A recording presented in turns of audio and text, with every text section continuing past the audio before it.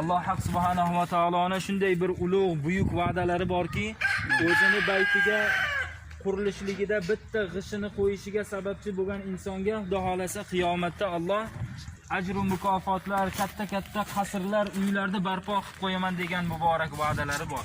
Mana shu va'dalarga muvofiq Alloh taolo mana shu o'zini baytiga hissasini qo'shayotgan hamma hamyurtlarimiz, mahalla-ko'y, qavmi qarindosh, aka-uka, yoru birodarlarimizga jannatda o'zini mana shunday ulug' maskanlaridan, ulug' qasrlardan nasib ro'za aylagan bo'lsin.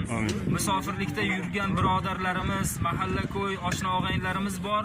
Bular ham o'zlarining qo'llaridan kelgancha ehsonliklarni o'sha karta raqamlariga bo'lsin, Telegramdagi kanallarimizga bo'lsin, qo'ldan kelgancha ehsonliklarni qilyapti. Bularni ham topganlariga, tutganlariga Alloh taolo barakalardan nasib ro'za aylagan bo'lsin. Sihat, salomat o'zlarining yurtlariga qaytib kelishligi Alloh taolo